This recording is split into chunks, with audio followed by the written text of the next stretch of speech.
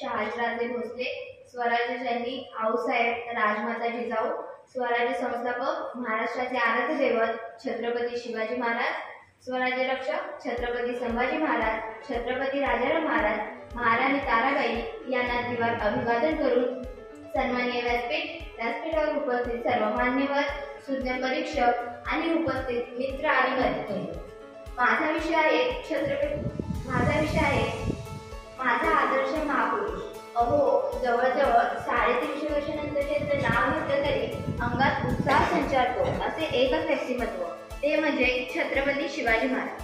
शत्रूच्या स्त्रीबद्दल सुद्धा अशीच आमची आई असते सुंदर रूपवती, आम्ही निपजलो असतो बदले छत्रपती बदले छत्रपती. ही विचारधाराच महाराजांची पुरुषत्व सिद्ध करते. आज बदलापूर सारख्या घटना असतील, निर्भया प्रकरण असेल किंवा कोलकाता प्रकरण असेल, महिला सुरक्षिततेचा प्रश्न निर्माण झाला आहे. अशा वेळी गरज आहे ती महिलांकडे वाकडी नजर करून पाहणाऱ्याचे, घर चौकात हातपाय जोडणाऱ्या माझ्या शिवबासारख्या शासकाची. मित्रांनो, छत्रपती शिवाजी महाराजांना राजेपद हे वंश परंपरेने मिळाले नाही, तर महाराजांनी 30 वर्षे जुनी सत्ताधीशांशी संघर्ष करून रयतेचे स्वराज्य निर्माण केले आणि त्या स्वराज्याला सर्वमान्यता मिळावी म्हणून छत्रपती शिवाजी महाराजांनी राज्याभिषेक करवून घेतला आणि आपले शिवराजे छत्रपती शिवाजी महाराज झाले.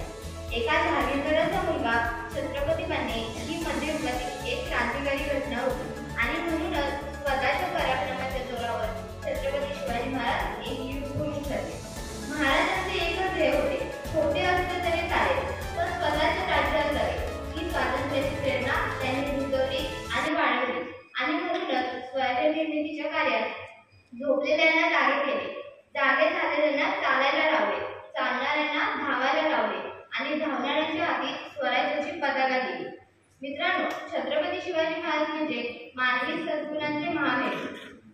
शौर्य, शील, पराक्रम, चातुर्य, स्वाभिमान आणि आई-वडिलांबद्दल आदर या गुणांमुळे ते इतर कार्यकर्त्यांपेक्षा सरस ठरतात. वडिलांनी पाहिलेले स्वराज्याचे स्वप्न पूर्ण करून आदर्श मुलगा कसा असावा याचा आदर्श महाराजांनी घालून दिला आणि तोच आदर्श आजच्या मुलांनी डोळ्यासमोर ठेवून आपल्या आई वडिलांचे स्वप्न पूर्ण करण्यासाठी मेहनत घेऊन आपणही शिवराज्याचे वारस करावं हे दाखवून दिले पाहिजे. मित्रांनो, स्वराज्य निर्मितीच्या कार्यात अनेक वेळा मोठमोठी संकटे आली. त्या सर्व संकटांना महाराज स्वतः सामोरे गेले. मग तो प्रसंग अफजलखानाच्या स्वारीचा असो, शाहिस्तेखानावरील हल्ला असो किंवा सुरतेच्या स्वारीचा असो, या सर्व प्रसंगातून नेतृत्व कसे करावे याचा वस्तुपाठ महाराजांनी घालून दिला. आपल्या सहकार्यावर विश्वास, त्यांची काळजी, त्यांच्याकडच्या त्यांच्या कुटुंबाची काळजी या गुणांमुळे महाराजांना तानाजी मालुसरेंपासून भाजी प्रभू देशपांडेपर्यंत जीवात जीव देणारे असंख्य सहकार्य लाभले. छत्रपती शिवाजी असंख्य सहकार्य लाभले. तसेच महत्वाचे 18 पगड चाकूंच्या मावळ्यांना बरोबर घेऊन महाराजांनी रयतेचे राज्य निर्माण केले. छत्रपती शिवाजी महाराज म्हणजे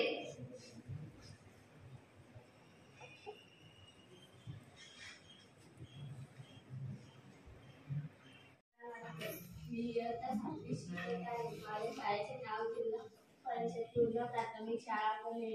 अध्यक्ष भाषेचे बसले. माझ्या बालमित्रांनो, आज मी तुम्हाला संस्कार काळ याविषयी काही दोन शब्द सांगणार आहे. ते सुद्धा सांगतो तुम्हाला ऐकून मला शिनी नंबर विनंती करते आणि मी माझ्या सांगण्याला सुरुवात करते. माझी घडीची फुले पहिली आली होती. तिच्यासोबत एक छोटीशी नाक होती. ती माझ्या मुलगी लहान होती. तिची आजीने सर्वांशी ओळख करून दिली. तिने सर्व वडील मंडळींना वाकून नमस्कार केला. मला तिचे कौतुक वाटले. तिने मलाही वाकून नमस्कार केल्याने मी मोठ्या कौतुकाने आजीला सांगितले. आम्ही मोठी मुले जसे वागतो तसे त्या लहान मुलीने केले. संस्कार हे बालवयात घडत असतात. कारण ते संस्कार हे संस्कार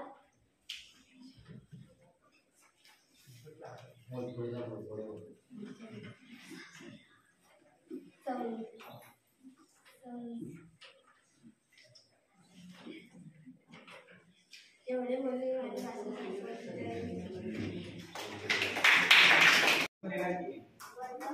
आता गॅदरिंग लागणार की त्यांना येणार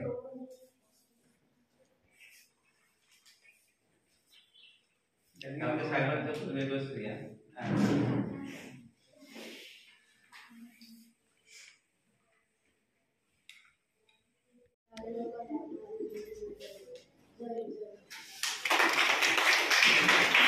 देवेंद्र गणपत भारती.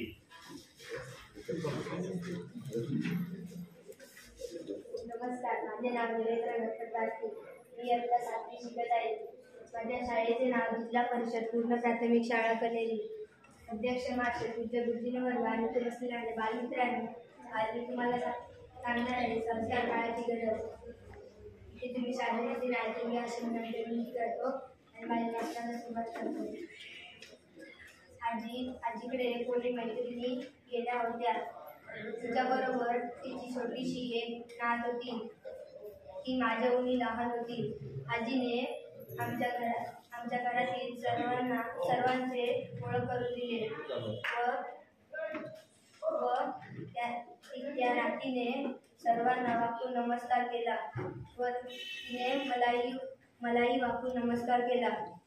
मला तिचे एवढे कौतुक वाटले की ती माझ्याहूनही लहान असताना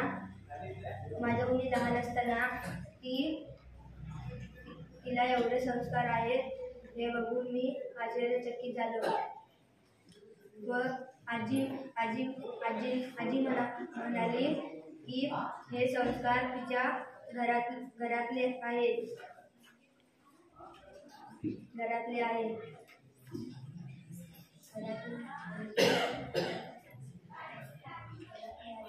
संस्कार हे बालवयात घडत असतात. त्यावेळी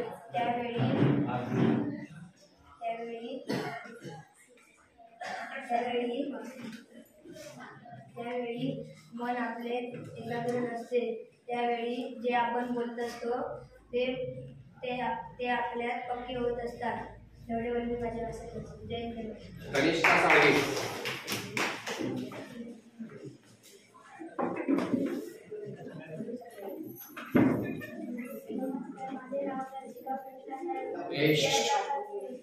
माझ्या शाळेचे नाव पूर्ण प्राथमिक शाळा कनेरी. विषयाचे नाव संस्कार काळाची गरज. माणसाच्या जीवनात संस्कार महत्त्वाचे आहेत. बाळ हे स्वतः माती सारखे असते. तुम्ही त्याला हवा तसा आकार देऊ शकता.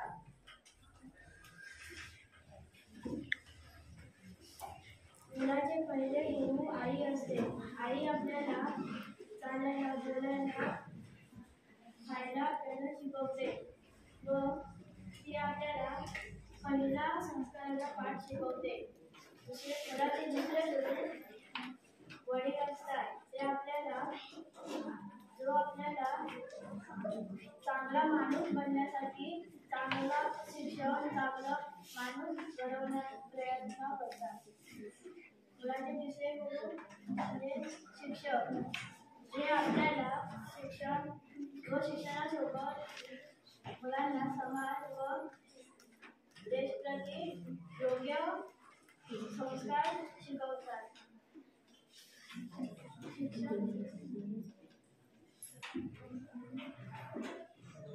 शिक्षक नेहमी म्हणतात की शिक्षकांचा व मोठ्यांचा आदर, आई वडिलांची सेवा करावी.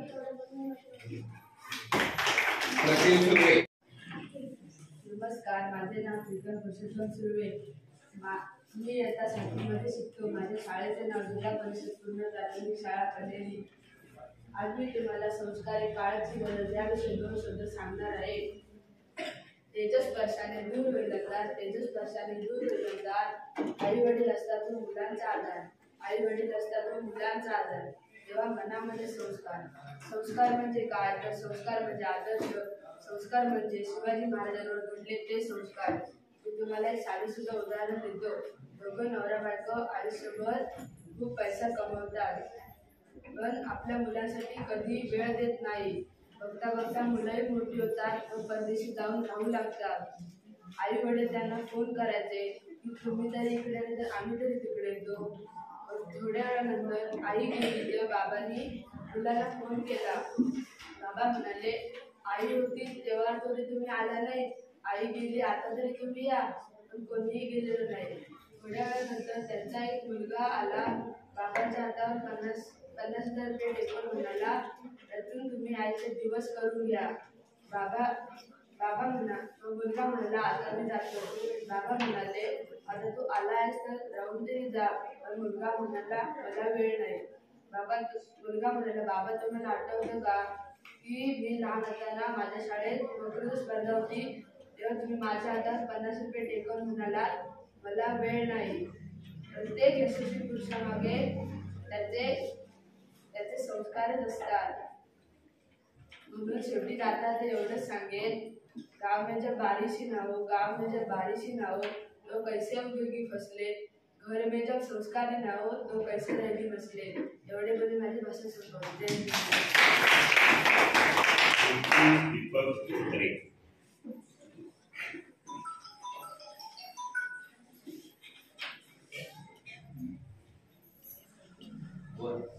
सन्माननीय व्यासपीठ,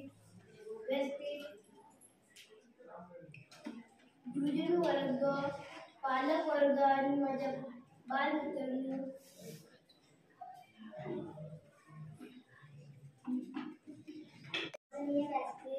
आदरणीय गुरुवर्य आणि माझ्या बालमित्रांनो, माझे नाव दर्शन संतोष मुळा. मी शाळेचा विद्यार्थी इयत्ता 6वी शिकतो. मी आपल्या समोर संस्कार काळाची गरज विषय मांडत आहे. जीवनात चांगल्या संस्कारांचा उपयोग होतो. ते जीवनात आनंद आणतात. संस्काराची सुरुवात कुटुंबापासून होते. कुटुंबातील वडीलधाऱ्यांकडून एका पिढीकडून दुसऱ्या पिढीकडे संस्कार दिले जातात. शाळेत शिक्षकांकडून संस्काराचे पाठ दिले जातात. सुसंस्कृत व्यक्तीच खऱ्या अर्थाने माणूस बनण्यास पात्र आहे. आई ही माणसाच्या आयुष्यातली पहिली गुरु आहे, जी त्याला खाणे, पिणे, उठणे, बसणे, चालणे, बोलणे, प्रेम आणि चांगले वागणे शिकवते. दुसरा गुरु म्हणजे वडील, जो चांगला माणूस बनवण्यासाठी चांगल्या शाळा आणि शिक्षण निवडतो. तिसरा गुरु म्हणजे शिक्षक, जो त्याला शिक्षणासोबतच समाज आणि देशप्रती योग्य संस्कार शिकवतो. शिक्षकांचा आदर, मोठ्यांचा आदर, आई वडिलांची सेवा, आपल्या वयाच्या माणसांची चांगली वागणे ही संस्काराची लक्षणे आहेत. योग्य आणि सुव्यवस्थित जीवन जगण्यासाठी मानवी जीवनात संस्कारांना महत्त्वाचे स्थान आहे. सुसंस्कारातून सुजाण नागरिक घडतो. सुजाण नागरिकांचे एक सुसंस्कृत राष्ट्र निर्माण होते. आपल्या जगाला संस्काराची देणगी देणारा आपला भारत देश यात मागे राहून चालणार नाही. सर्वांनी मिळून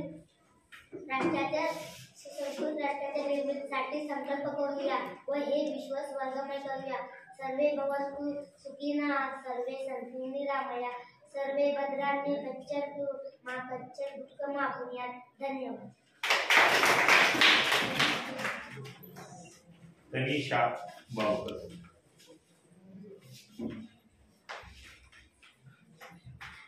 सन्माननीय व्यासपीठ, आदरणीय गुरुवर्य, उपस्थित पालक वर्ग आणि माझ्या बालमित्रांनो, मी तनिषा शाळेची विद्यार्थी इयत्ता 6वीत शिकते. आपल्या पुढे विषय मांडणारे संस्कार काळाची गरज. बरं का बालमित्रांनो, काल मी शाळेतून घरी जात असताना 2 आजोबा आपापसात बोलताना पाहिले. त्या आजोबा बोलत होते की आजकालच्या मुलांवर संस्कारच नाही. कारण या वाक्याकडे माझे लक्ष वेधलं गेलं. काय काय म्हणायचं असेल त्या आजोबांना? संस्कार म्हणजे काय? संस्कार कसे घडतात? काय कसे घडतात? हे म्हणजे शिक्षकांनी समजावून सांगितलं. संस्कार म्हणजे गुणांचा गुणाकार आणि दोषांचा भागाकार.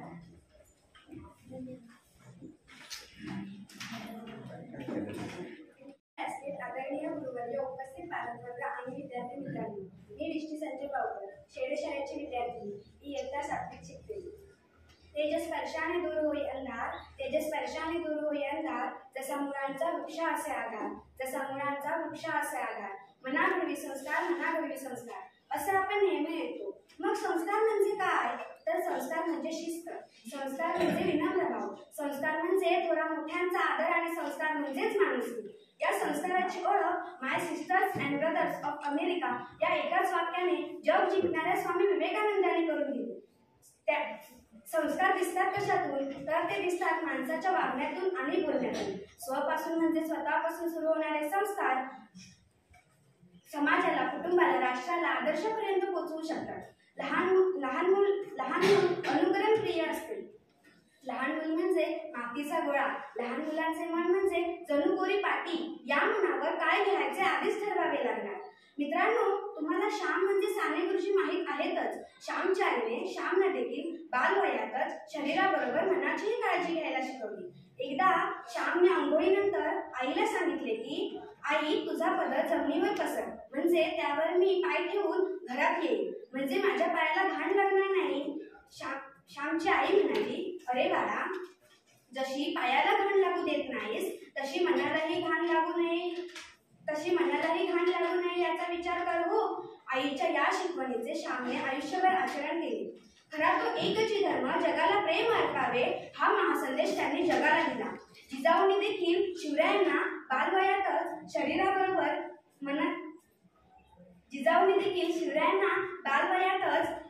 राष्ट्रप्रेम, राष्ट्रभक्ती, धर्मसहिष्णुता, स्त्रियांचा सन्मान या गुणांची शिकवण दिली. म्हणूनच ते आदर्श राजे झाले. पण आजच्या या धावत्या युगात योग्य संस्काराची उणीव जाणवत आहे. वाचन संस्कृतीचा ऱ्हास, विभक्त कुटुंब पद्धती, नोकरी व्यवसायाकरता जास्त वेळ बाहेर पडणारे पालक, मुलांकडे अपुरा वेळ असे दृश्य दिसत आहे.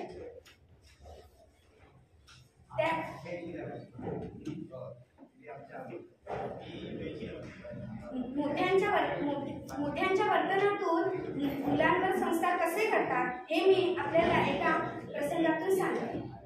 आईने आपल्या मुलाला हाक मारली व म्हणाली, जा रे, आजोबांना चहा नेऊन दे. मुलगा कप पकडण्यासाठी कान शोधू लागला, पण कपाला कानच नव्हता.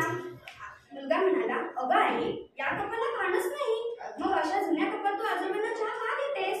आई म्हणाली, अरे बाळा, आजोबा आता म्हातारे झाले, मग त्यांचे हात धोतर कापतात, मग त्यांच्या हातातून हा कप खाली पडतो, मग तो पुढा होतो. आपल्या घरातील सगळे कप पुढे करायचे का? नाही ना, म्हणूनच हा कप मी बाजूला ठेवला आहे. यावर मुलगा चहा द्यायला निघाला व जाता जाता 2 वाक्य बोलला. हे सर्वांनी लक्षपूर्वक ऐका बरं का.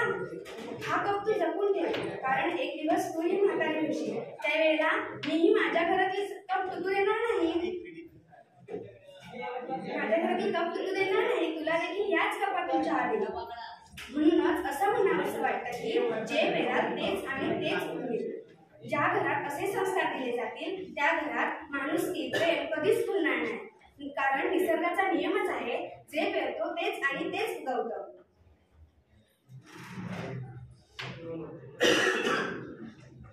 मागच्या पिढीने पुढच्या पिढीवर योग्य संस्कार करणे आवश्यक आहे. जर योग्य संस्कार बालवयातच घडले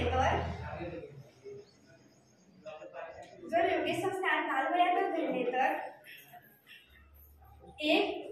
एक सुसंस्कारित पिढी निर्माण होईल आणि पर्यायाने एक सुसंस्कारित राष्ट्र निर्माण होईल. त्यासाठी आपण परमेश्वराकडे हीच प्रार्थना करूया. हीच आमची प्रार्थना, हेच आमचे मागणे. माणसाने माणसाशी माणसासम वागणे, माणसाने माणसाशी माणसासम वागणे.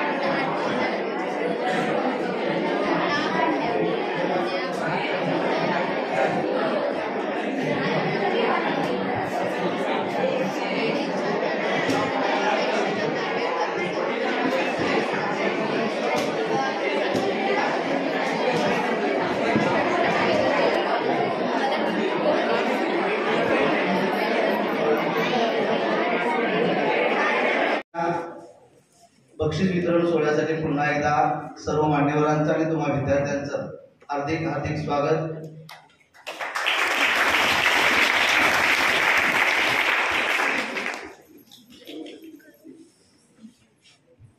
या बक्षीस वितरण सोहळ्यासाठी आत्ताच आपल्या प्रशालेमध्ये उपस्थित असलेल्या विलेगावच्या प्रथम नागरिक सौ सावली परवळी मॅडम, मी एकल सरांना विनंती करतो की परवळी मॅडमचं आपण गुलाबपुष्प देऊन यथोचित असं स्वागत करावं.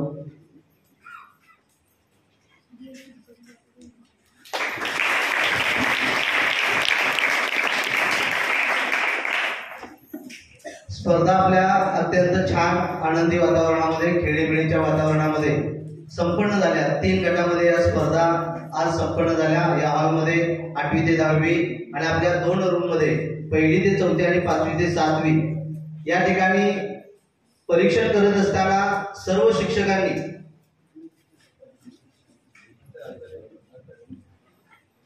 परीक्षकांनी तुम्हा सर्व विद्यार्थ्यांच्या मध्ये अपेक्षित असणारे बदल हे विचारात घेऊन आणि तुमच्या कौशल्याला दाद देऊन गुणांकन केलेलं आहे. आणि त्यामुळे इथं प्रथम, द्वितीय, तृतीय हा विषय नाही. स्पर्धेमध्ये लक्षात घ्या, कोणत्याही स्पर्धेमध्ये सहभागी होणं गरजेचं आहे.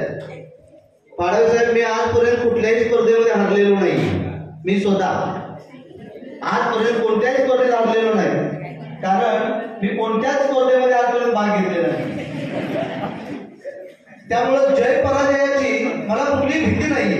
पण तुम्ही विद्यार्थी जे आज स्पर्धेमध्ये उतरला,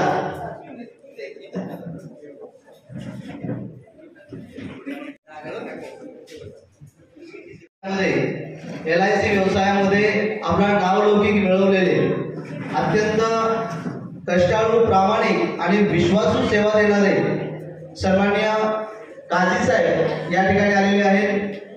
मी एकल सरांना विनंती करतो की आपण आपल्या शाळेच्या वतीने त्यांचं गुलाबपुष्प देऊन यथोचित असं स्वागत करावं.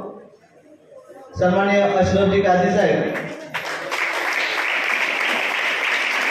आणखी वैशिष्ट्य त्यांचं, विद्यार्थ्यांची मुलं ही सुद्धा अप्रत्यक्षरित्या याच शाळेचे विद्यार्थी असतात. अशरफ काझी यांची 2 मुलं, दोन्ही मुलं डॉक्टर्स आहेत आणि परदेशात शिक्षण घेत आहेत. हा आमच्या शाळेसाठी फार मोठा अभिमानाचा क्षण आहे. अशा डॉक्टर निर्मित पालकांची ही शाळा आहे आणि त्या शाळेमध्ये आज ते प्रथम आलेले आहेत. शाळेच्या वतीनं त्यांचं हार्दिक हार्दिक स्वागत. विद्यार्थी मित्रांनो, स्पर्धा म्हटलं की कोणाचा तरी नंबर येणार, कोणाचा तरी जय होणार, कोणाचा तरी पराजय होणार. स्पर्धा नेहमी लक्षात ठेवा, स्पर्धा आपल्या स्पर्धकाशी कधीही नसते. स्पर्धा असते ती आपली स्वतःशी. आपण नेहमी लक्षात ठेवायचं, जगाच्या स्पर्धेमध्ये उतरायचं ते इतरांना हरवण्यासाठी नाही, तर स्वतःला जिंकवण्यासाठी. आणि स्वतःला जर जिंकवायचं असेल तर स्पर्धा ही स्वतः बरोबरच असायला हवी. आणि हाच दृष्टिकोन ठेवून आपण आज या वक्तृत्व स्पर्धा इथं आयोजित केल्या. या वक्तृत्व स्पर्धेच्या निमित्तानं या ठिकाणी आलेले सर्वच मान्यवर सकाळी व्यक्त झालेले आहेत, शुभेच्छा दिलेल्या आहेत. फक्त शिवणेकर सर आणि आमचे प्रमुख पाहुणे यांची इच्छा आहे की त्यांना मुलांची हितगुज साधायचं आहे. मी जास्त वेळ न घेता शिवणेकर सरांना विनंती करतो की आपण आपलं मनोगत या ठिकाणी व्यक्त करावं. नमस्कार.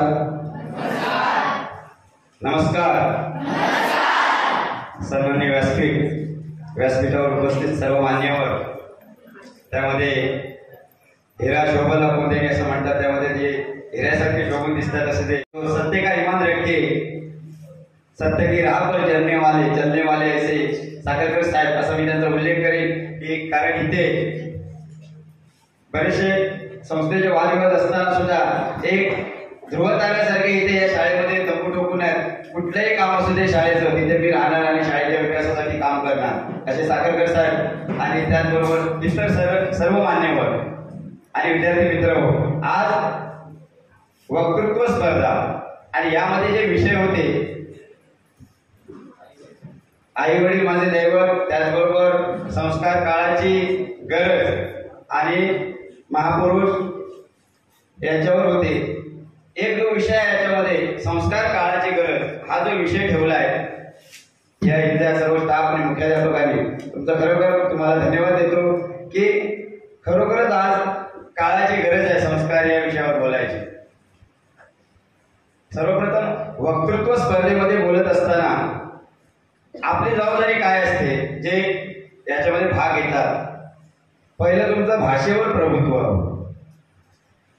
भाषेवर प्रभुत्व का महत्वाचं आहे? कारण असे अनेक शब्द येत असतात की त्याचा उच्चार स्पष्ट असला पाहिजे.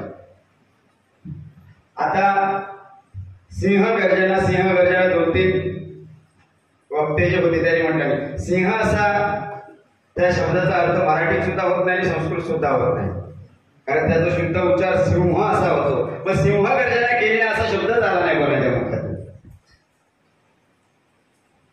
हे शब्द जे आहे तुमची शब्दपेठ कशी आहे बोलत असताना, ज्या अर्थी एखादी घटना आहे त्यावेळी बोलत असताना शिवाजी महाराजांचा जर युद्धाचा प्रसंग असेल तर तुमच्या आवाजाचा चढ उतार आहे तो आवाजाचा चढ वाढला पाहिजे, तो जाणवत नाही.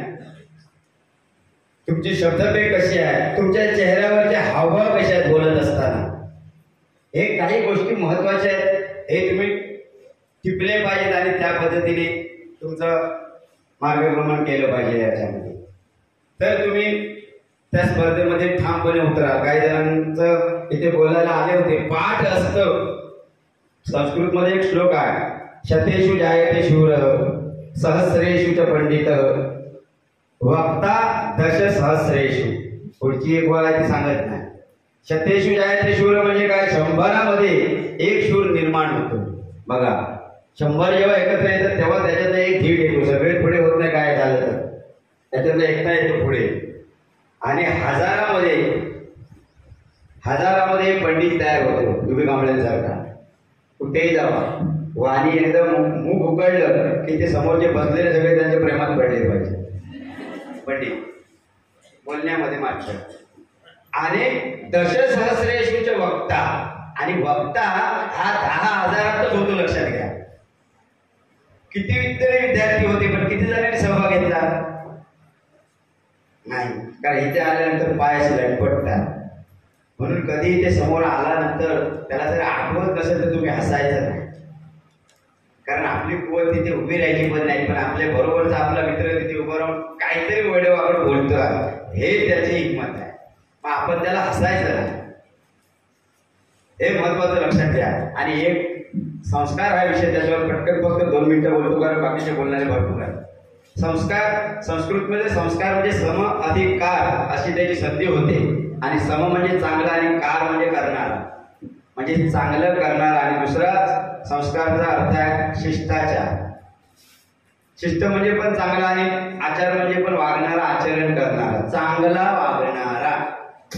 मग तुम्ही तुमच्या शिक्षकांच्या आज्ञा आहे त्यांच्या आज्ञेत राहणारे. नागरवाड सरांनी सांगितलं हे करून यायचं म्हणजे यायचं, नाही आला म्हणजे ती शिस्त आहे. ती शिस्त सुद्धा संस्कार आहे, भले त्याच्यात भय असलं तरी नागरवाड सरांचं, पण ती सुद्धा शिस्त असली तरी त्याच्यात संस्कार दडलेले आहेत.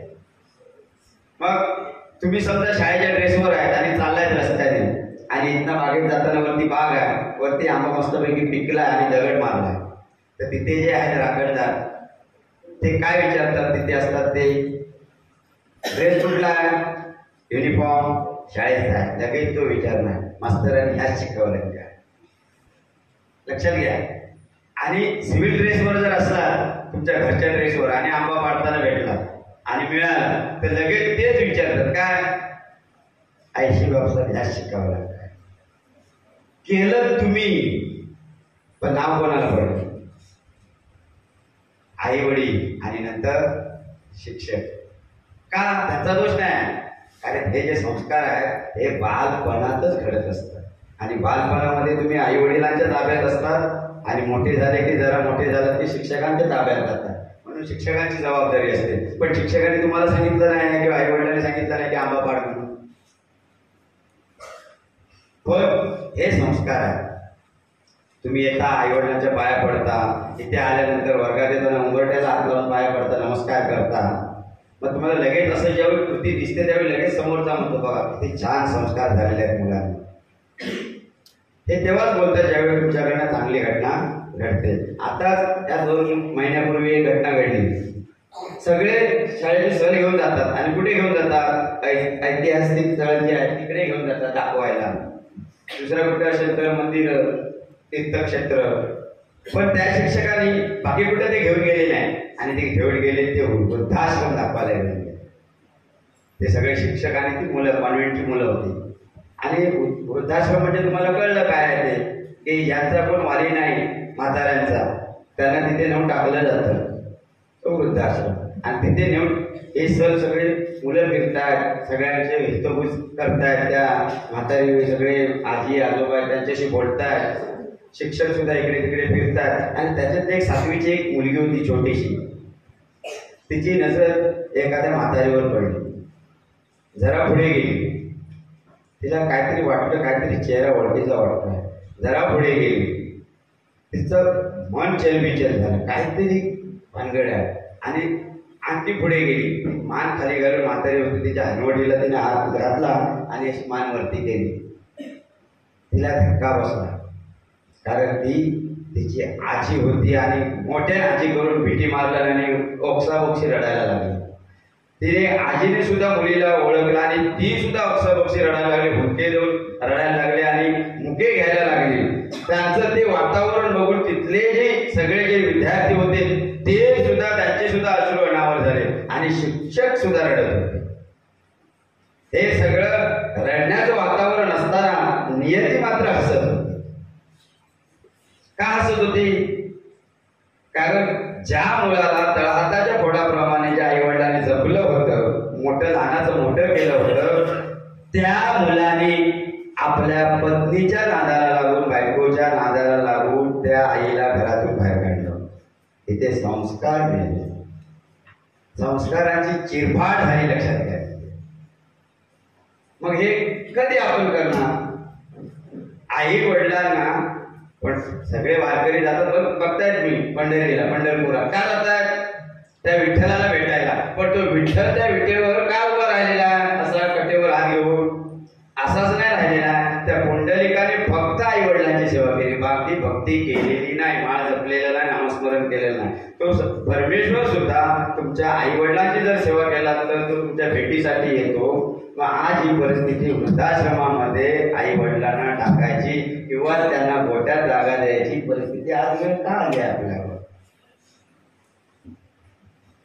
मोठा प्रश्न आहे, गहन प्रश्न आहे. आणि तो प्रश्न आज एकल सरांनी, युपी कांबळे, सर्व स्टाफने आज इथे मुलांच्या समोर मांडलेला आहे. तिथे काय काय भाषण झालं ते मला माहिती नाही, कारण आम्ही इकडे होतो. पण हे असे विषय आहेत, त्या विषयावर गांभीर्याने लक्ष देऊन तुम्ही आम्ही हे सांभाळलं पाहिजे. आज कुठलेही विद्यार्थी 10वीच्या परीक्षेला जाताना शिक्षकांच्या आज पाया पडून जाताना दिसत नाही. 10 वर्षापूर्वी होतं, आता संपत झालेलं आहे.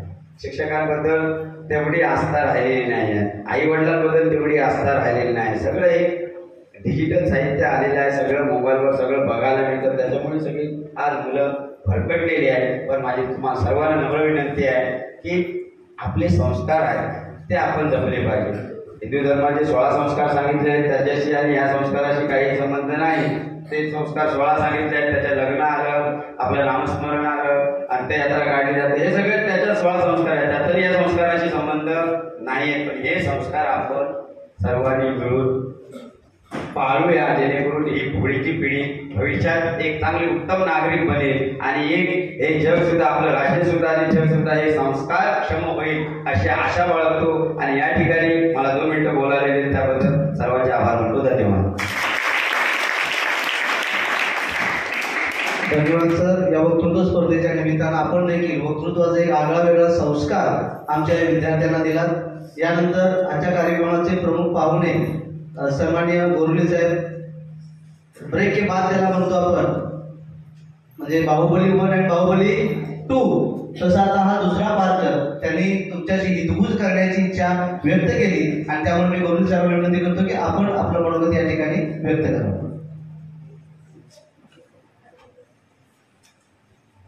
नमस्कार.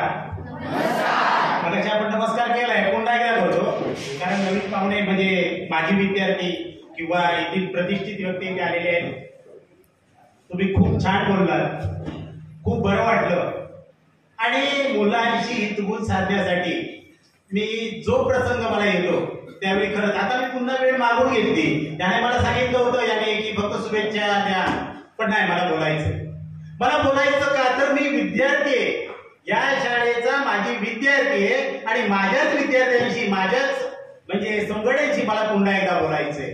ते का बोलायचंय तर आपण जी वक्तृत्व स्पर्धा केली त्या स्पर्धेबद्दल थोडंफार बोलायचं. तुम्ही छान बोलला त्याच्याबद्दल प्रश्न नाहीये, पण एक समजू नका की आपण वक्तृत्व स्पर्धेत 1 नंबर घेतला, 2 नंबर घेतला, काहींना नंबर मिळाला नाही. पण नाही, इथे उभे राहायला ही वक्तृत्व स्पर्धा होती तुमची. इथे उभं राहण्याचं धाडस होतं आणि ते धाडस तुमच्यामध्ये निर्माण झालं पाहिजे, ज्याच्यासाठी या लोकांनी हे प्रयत्न केलेले आहेत. आणि हे प्रयत्न तुम्ही इथेच ठेवू नका की तुमच्यासाठी ही लोक काय करतात हे तुमच्या आई वडिलांना सांगा. आई वडील फक्त शाळेत पाठवतात, पण मुलं काय करतात याकडे 90% पालकांचा लक्ष नसतो. मग तुम्ही आज त्या गोष्टीकडे लक्ष केलं पाहिजे. तुमच्याकडे खूप काय आहे. तुम्ही आज वक्तृत्व स्पर्धा करताना तुम्हाला एक त्याच्यातला मुद्दा सांगतो की प्रत्येक वेळी आपला विषय पटवून देण्यासाठी त्या विषयामध्ये एखादं उदाहरण द्यावं लागतं. ते जर उदाहरणाने तुम्ही पटवून दिला तर लोकांच्या मनाला ते भावतं, पुन्हा पुन्हा त्यांच्या मनात तोच विषय राहतो. आता मी हुशार आहे परंतु मी बुजरा आहे, मला बोलायला भीती वाटते. असं का तर तुम्हाला त्याच्याबद्दल एक उदाहरण सांगतो की एका माणसानं कोंबडीच्या पिल्लामध्ये राजहंसाची पिल्ल पाळली आणि ती राजहंसाची पिल्ल कोंबड्यामध्ये राहिल्यानंतर त्याने भरारी मारायची विसरूनच गेली. खुराड्यावर उड्या मारायच्या, पिल्लांबरोबर फिरून यायचं आणि परत खुराड्यातच राहायचं. पण एक लक्षात ठेवा, जरी ती कोंबड्यांच्या पिल्लाबरोबर राहिली तरी ती राजहंस होती. की एक वेळ आकाशात घिरट्या घेणाऱ्या राजहंसानं पाहिलं. काय पाहिलं? ती कोंबड्याच्या पिल्लासोबत ही आपल्या समाजाची म्हणजे आपल्या जातीची पिल्लं एवढी उड्या मारतायत, काहीतरी करायला हवं. त्याने आकाशातून झेप घेतली आणि त्या राजहंसाच्या पिल्लाची मानगूट पकडून पुन्हा जेवढ्या उंच होतं तेवढ्या उंचावर गेलं आणि त्याला सोडून दिलं. कोंबडीचं पिल्लू होतं तर पडून गेलंच, पण राजहंसाचं पिल्लू होतं त्याने पंख पसरले आणि त्या आकाशात गिरट्या घेऊ लागलं. त्यावेळी त्याला समजलं की आपण राजहंस आहोत. तुम्ही सुद्धा राजहंस आहात. तुम्ही घाबरता आहात, घाबरायचं नाही. जिद्दीनं, अरे कशाला घाबरायचं, कशासाठी घाबरायचं? आज तर तुम्ही एवढे पुढे गेले आहात, तुम्हाला काहीही कमी नाही. तुम्ही मोबाईलचा वापर करताना फक्त चांगल्या कामासाठीच करा. म्हणून सांगितलं तुम्ही राजहंस आहात, कुठेही घाबरायची गरज नाही. तर या मी मगाशी तुम्हाला काय सांगितलं, मी पाठांतर कधी केलं होतं? 50-55 वर्षापूर्वी जे पाठांतर केलं होतं ते तुम्हाला स्पष्ट आज बोलून दाखवलं. आज पाठांतर केलं तर लक्षात राहणार नाही. या बालवयात ते तुमच्या मनावर बिंबलं पाहिजे. तुम्ही ते पाठांतर जर आज केलं तर 50 वर्षानंतर सुद्धा ते तुम्ही बोलू शकता.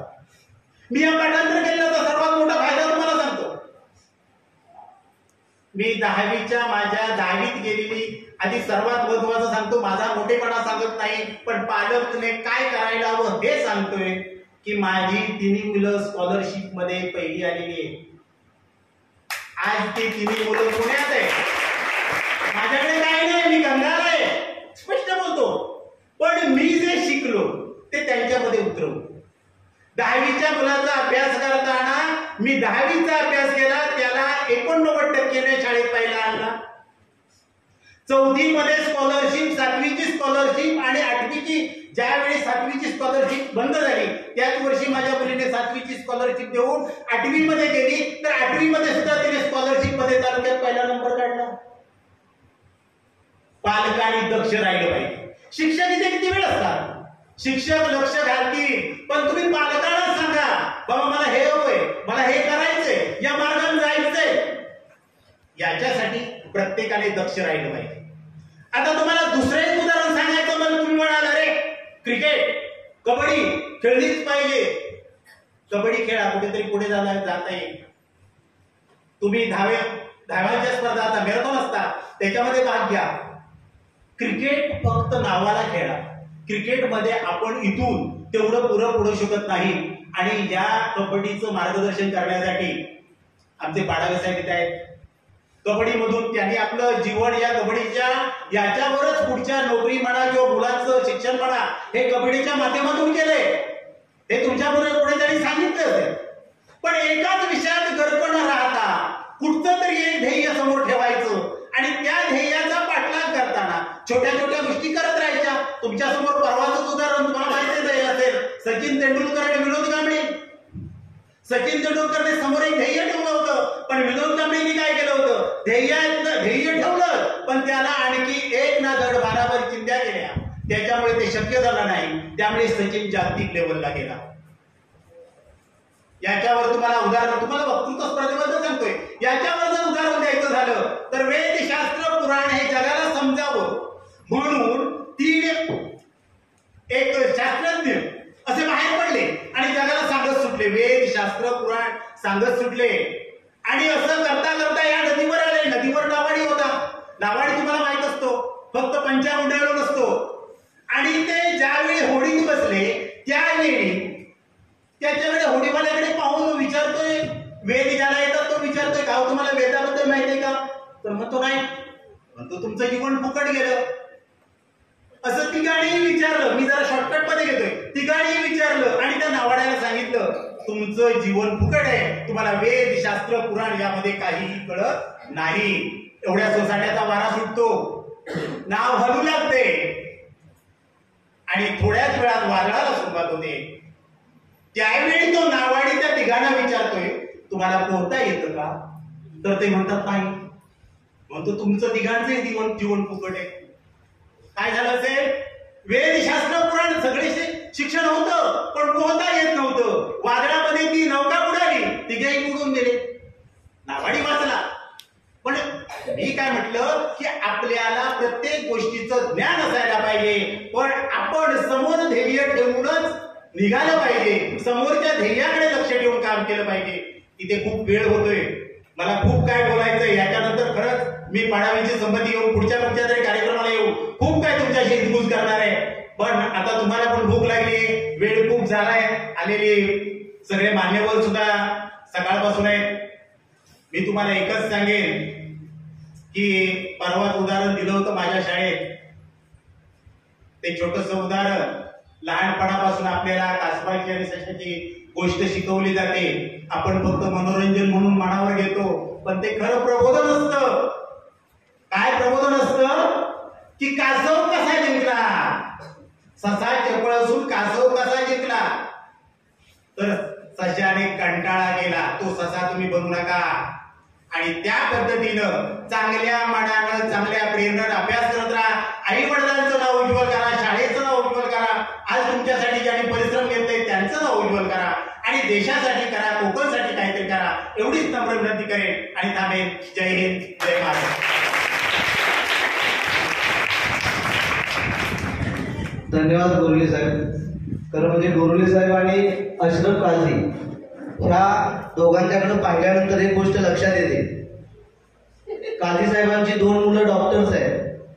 गोरले साहेबांची मुलं स्कॉलरशिप मध्ये प्रथम तारीख. त्यांनी मगाशी एक वाक्य वापरलं की मी कंगाल आहे. पण गोरले साहेब एक लक्षात घ्या, माणूस पैशाने श्रीमंत नसला तरी चालेल, तो ज्ञानानं श्रीमंत पाहिजे. कारण कळस जरी सोन्याचा असला तरी माता मात्र जरी पायरीवरती टेकवला जातो. आणि त्यामुळे त्या मुलांच्या यशामध्ये तुमचा वाटा महत्वाचा आहे. यानंतर मी 2 शून्य बोलले नाही, मुलं आमची तुमचं सुद्धा भाषण ऐकायला, जरी हे सगळे मान्यवर थोडेसे नजरा आमच्याकडे असले तरी सुद्धा तुमचं ऐकायला आम्ही थोडेसे आतुर आहोत. 2च मिनिटं फक्त आपण आपलं मनोगत व्यक्त करावं, म्हणजे सभेचा प्रोटोकॉल पूर्ण होईल. 2 शिवनेकर बोलल्यानंतर 3रा नगरकर बोलणं उचित नाही. आणि म्हणतात आपण की कुरुक्षेत्रावरती भीष्माचार्याने सर्व आयुध बांधल्यानंतर माझ्यासारख्यानं एखादी तलवार उपवलं की तुझं उचित नाही. म्हणून मी या ठिकाणी अधिक बोलणार नाही.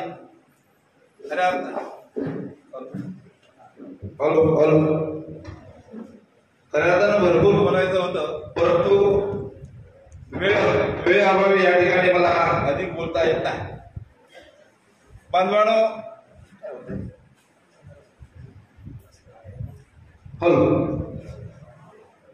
बांधवानो, या ठिकाणी आता स्पर्धेचा रिझल्ट लागणार आहे. स्पर्धेत कोण जिंकला हे मला माहित नाही, परंतु आज या ठिकाणी स्पर्धा आयोजित करून मी जिंकलो एवढं मात्र नक्कीच आहे. कारण या स्पर्धेमध्ये मी भाग होतो. बऱ्याचशा स्पर्धकांनी आपलं विचार मांडत असताना अतिशय चांगले विचार या ठिकाणी मांडलेले आहेत, परंतु वक्तृत्व स्पर्धा आयोजित करत असताना मग त्या ठिकाणी सांगितल्याप्रमाणे, शिवनेकर सरांनी सांगितल्याप्रमाणे भाषेवरती आपलं प्रभुत्व असलं पाहिजे. भाषेतले चढ उतार आपल्याकडे असले पाहिजे. वक्तृत्व स्पर्धेमध्ये वक्तृत्व सादर करत असताना शेर, शायरी, चारोळ्या, कविता यांचा देखील त्या ठिकाणी उपयोग व्हायला पाहिजे. बऱ्याचशा त्या ठिकाणी मला एक सूचना करायची या वक्त्यांची, की बरेचसे वक्ते अतिशय चांगले बोलले, परंतु कुठेतरी ऍक्शन मध्ये कमी पडले. असं माझा स्वतःचा अनुभव आहे. ऍक्शन तुमच्या त्या परीने यायला पाहिजे. शिवाजी महाराजांचा मृत्यू झाल्यानंतर तुमचा स्वर खाली यायला पाहिजे. शिवगर्जना, मग सरांनी सांगितलं त्याप्रमाणे त्या शिवगर्जनाचा उच्चार करत असताना आवाज वाढला पाहिजे, किंवा तुमचे हातवारे असतील. हे देखील तुम्हाला माहित असणे, बाळासाहेब असे बोलायचे. बाळासाहेबांची अशी ऍक्शन असायची. आमचे प्रमोद महाजन वेगवेगळ्या पद्धतीने असे बोलायचे, प्रति आपले असे म्हणायचे. अशा वेगवेगळ्या वक्त्यांची वेगवेगळी ऍक्शन देखील आहे. बंधवांनो, आता या ठिकाणी छोट्या मुलांना जो विषय देण्यात आलेला होता, तो विषय होता आई वडील आणि संस्कार. त्याचा मूर्तिमंत उदाहरण मी या ठिकाणी आहे. माझ्या आई वडिलांनी मला जे संस्कार दिले, त्या आई वडिलांनी माझ्यावरती जे संस्कार केलं, त्याच या ठिकाणी फलप्राप्ती या ठिकाणी मला आमची लागेल. कारण या शाळेतून अनेक विद्यार्थी बाहेर पडून गेले. मी या गेल्या अनेक वर्षांमध्ये या शाळेसाठी काय केलं मला सांगता येणार, सांगत बसणार नाही. परंतु या वर्षी मला या ठिकाणी सांगताना आनंद होतोय की मग जर आपल्याला जर समाजामध्ये वावरायचं असेल तर आपल्याला समाजात बोलता पाहिजे. कबड्डीमध्ये मध्ये केली, कबड्डीमध्ये सामने पडतात. ते सगळे एका दुकानात माझा फादर आहे, गुरु आहे. माझ्याकडे आले, मला म्हणाले रोहन तुझा अतिशय चांगला बोलतो, तुझा आवाज आहे. आणि त्याने मला ते त्यावेळी बासकी दिली आणि मी खऱ्या अर्थानं निवेदन करणं काम करायला लागलो. आणि या निवेदन करताना मी माझ्या व्यतिरिक्त माझा पूर्ण खर्च या बोलतो मी जवळ महिन्याला करतो. मी गेल्या वर्षी तुम्हाला आठवण सांगेल, आपल्या गाव तालुक्यात झालं आणि त्यांच्यावर कबड्डी स्पर्धा त्या आयोजन केला की तुम्ही या स्पर्धेला म्हणून पाहिजे.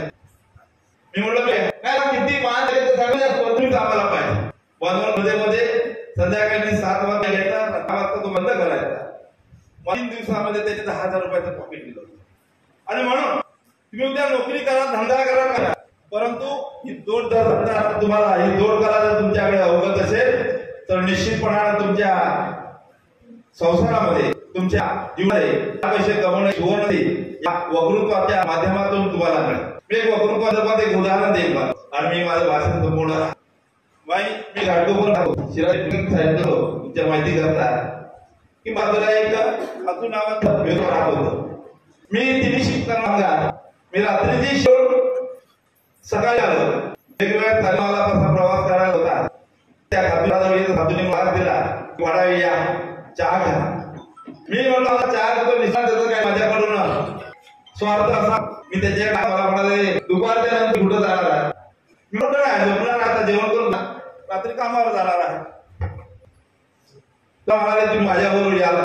मी काय मला दिल्ली कामगारांचा मोर्चा, त्या मोर्चाला एक त्याची लॉरी आहे, त्या लॉरीत बसून आपल्याला आझादा मैदानावर जायचं जाईल. ठीक आहे, आम्ही त्याला लॉरीत बसलो, आम्ही पाहत होतो त्यामध्ये ते खातो ते बरोबर एक पुढे गावचं एक होतं त्याला प्रदीप फक्त पुढे बसून पुढे लावला आणि आम्ही मोर्चाला गेलो फक्त त्याच्या बसलो आणि मोराचा घाटकोपर वरून विद्यार्थी कुर्ला सायन्स असा तिकडे गेला आणि त्या असणाऱ्या गाड्या जे कामगार रस्त्यात भेटले त्याच्यात कामगारांना आम्ही बसवलं गेलो आझाद मैदानात गेलो. आझादावरती गेल्यानंतर ते सगळे पाठीमागे बसलेले कामगार उतरले मोर्चाला निघून गेले. बसलेले गाडी लावलेली आम्ही उतरलो आणि या मैदानाकडे आतमध्ये प्रवेश केला. प्रवेश करता होता आम्ही पाहत होतो आमच्या हातामध्ये एक झेंडा मोठा जमावाला जवळ 100 लोकांचा जमावाला. त्या जमाव बघितल्यानंतर आमच्या हातात तो झेंडा घेतला आणि जमावाच्या केले आणि घोषणाबाजी करायला बघितली. घोषणाबाजी करत करत आम्ही व्यासपीठाकडे गेलो. व्यासपीठाचा निवेदक होता त्याने आम्हाला साहेब तुम्ही माझ्या बाजूला या. खातू साहेब पुढे गेले माझ्या बाजूला आम्ही सर्व पुढे अनाउन्समेंट केली की सर्व साहेब तुमची माणसं राहायला येते आणि तुम्ही व्यापी आहे. भाषण म्हटलं ज्या माणसाची लायकी नव्हती तो माझ्या विरोध झाला तो भाषण शिकला तो बोलायला शिकला. म्हणून मी आता देखील सांगणार आहे की भविष्यामध्ये चांगलं बोललं पाहिजे. बोलतो ना ती देखील बाजारामध्ये जाते परंतु जो मुकेल तो सोनं घेऊन देखील जा तरी देखील तो सोनं कोण घरी करणार नाही. आणि म्हणून आमचा हा उद्देश होता की आमच्या मुलाने या ठिकाणी बोलायला पाहिजे. बरीचशी मुलं या चांगले बोललेले आहेत. या सर्वांना याने धन्यवाद देतो. पाहिजे होता निश्चितपणे पुढे आपण या जमान्याच्या शक्तीनं आज आपल्याकडे 3 आली. पुढल्या वर्षी आपल्याकडे हायस्कूलची मुलं कशी येतील कशी याला या ठिकाणी आमंत्रित करून मोठ्या कार्यक्रमाचं आपण आयोजन अशी या ठिकाणी ग्वाही देतो. थांबतो. जय हिंद जय महाराष्ट्र. धन्यवाद पडोल साहेब. यानंतर ज्याची आपण आतुरतेने पाहतोय एकदा जोरदार टाळ्या वाजवा सर्व स्पर्धकांसाठी. एकदा जोरदार टाळ्या वाजवा श्रोत्यांसाठी. सर्वप्रथम 1ली ते 4थीचा गट लक्षात घ्या. बक्षिसाचं स्वरूप प्रथम क्रमांकाला रोख 500 रुपये आणि चषक म्हणजे ट्रॉफी आहे प्रत्येक गटामध्ये. द्वितीय क्रमांकाला ट्रॉफी आणि 400 रुपये आणि तृतीय क्रमांक ट्रॉफी आणि 300 रुपये. सर्वप्रथम 1ली ते 4थी गट. तृतीय क्रमांकाचा मानकरी शिवानी शिवराम भोसले. शिवानी शिवराम भोसले तृतीय क्रमांक. मी आमच्या पालक शिक्षक संघाचे उपाध्यक्ष सन्माननीय राजनजी गडकरी साहेब आणि खाडे सर बोयस्कूल यांना विनंती करतो की आपण दोघांनी आपल्या शुभास्ते त्या विद्यार्थिनीला तृतीय क्रमांकाचं बक्षीस आणि रोख रक्कम प्रदान करावी.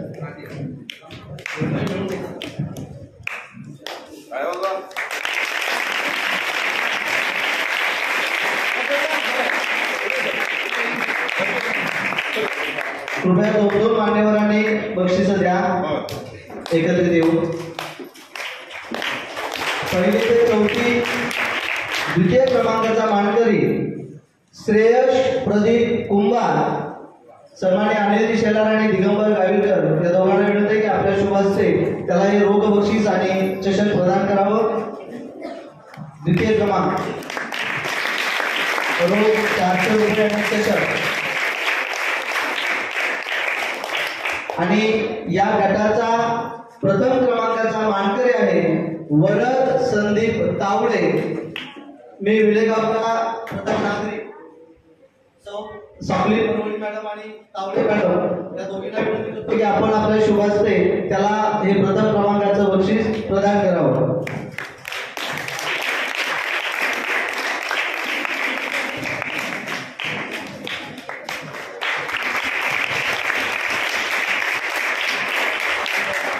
दुसरा गट आहे 5वी ते 7वी. या गटामध्ये तृतीय क्रमांकाची मानकरी आहे दृष्टी संजय बावकर. मी सन्माननीय अशोक पाडावे आणि चव्हाण सर यांना विनंती करतो की आपण आपल्या शुभ हस्ते या विद्यार्थिनीला पारितोषिक वितरण करावं. दृष्टी संजय भावकर. दृष्टी.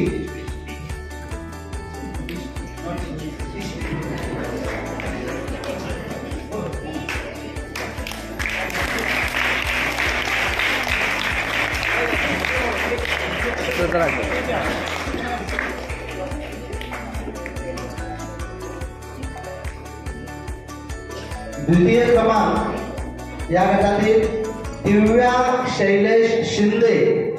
मी सन्माननीय संदीप पवार सर आणि सन्माननीय अश्रफजी काळे साहेब यांना विनंती करतो की आपल्या शुभ हस्ते या द्वितीय क्रमांकाच्या विद्यार्थिनीला गौरवावं.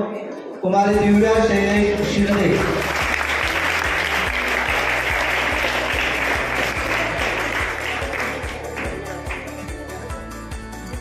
आणि प्रथम क्रमांकाचा मानकरी या गटातील आहे सिद्धी प्रकाश गोडेकर. मी शिरासेठ साखरकर आणि आमचे एकल सर यांना विनंती करतो की आपल्या शुभ हस्ते या विद्यार्थिनीला बक्षीस वितरित करावं. सिद्धी प्रकाश गोडेकर.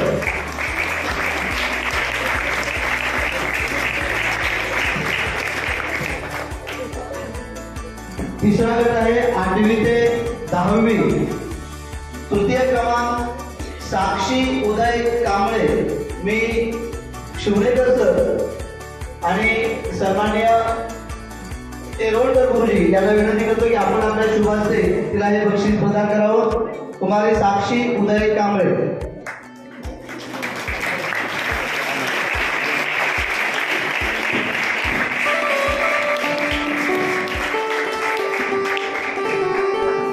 या गटाचा द्वितीय क्रमांकाचा विजेता आयुरी आत्माराम जोगले. मी शिरासेठ साखरकर यांना विनंती करतो की आपल्या शुभ हस्ते या विद्यार्थिनीला बक्षीस प्रदान करावं. आयुरी आत्माराम जोगले.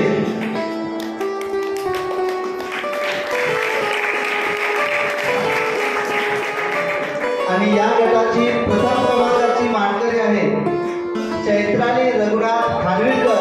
मी सन्माननीय मोहन पाडाळे आणि मोरुले साहेब या दोघांना एकत्रित विनंती करतो की या वर्षीच्या या उत्कृष्ट स्पर्धेचा पहिल्या क्रमांकाचा मानकरी या मानकऱ्याला आपण दोघांनी एकत्रित गौरवावं.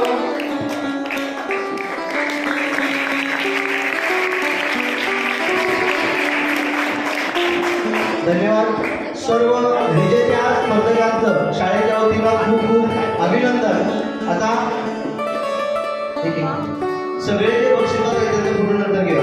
एक लक्षात घ्या, आपल्याला ही जी काही ट्रॉफी मिळाल्या त्या ट्रॉफी आपल्याला सन्माननीय अभिजित तावडे, दशरथ पाडावे, सन्माननीय सुरेश तावडे, मंगेश पाडावे, प्रकाश गुरव आणि भरकर गुरुजी या सर्वांनी, या सर्व माजी विद्यार्थी आणि या विजय पंचक्रोशी विकास सेवा संघाचे सर्व सन्मान्य सदस्य यांच्याकडून प्राप्त झालेले शाळेच्या वतीनं त्यांचे खूप खूप आभार. सर्वप्रथम सर्व विजेत्यांसाठीचा जोरदार टाळ्या वाजवा. ज्यांना ट्रॉफी बक्षीस मिळालं त्यांच्यासाठी टाळ्या. ज्यांना मिळालं नाही त्यांच्यासाठी पण टाळ्या. आता ज्यांना मिळालं नाही त्यांच्यासाठी टाळ्या एवढ्यासाठी की त्यांनी आता जाताना एक निर्णय घेऊन जायचा की पुढल्या वर्षी या ट्रॉफीचा मानकरी मी असेल. याच्यासाठी या ऍडव्हान्स मध्ये तुमच्यासाठी टाळ्या आहेत. आणि सर्व विद्यार्थ्यांनी सुद्धा लक्षात घ्या, या सर्व स्पर्धकांच्यासाठी मी फक्त एक गोष्ट सांगणार आहे. सगळ्यात घडलेली घटना, सगळ्यात धुकं फार होतं, प्रचंड धुकं होतं, पण त्या धुक्यातून तुला एक चांगली गोष्ट शिकायला मिळाली. धुकं एवढं होतं दाट, समोरचा रस्ता दिसत नव्हता. ज्या वेळेला दाट धुक्यामध्ये समोरचा रस्ता दिसत नसतो तेव्हा फार दूर करून सोडून जायचं, एक एक पाऊल पुढे टाकत जायचं, रस्ता आपोआप मिळत जातो.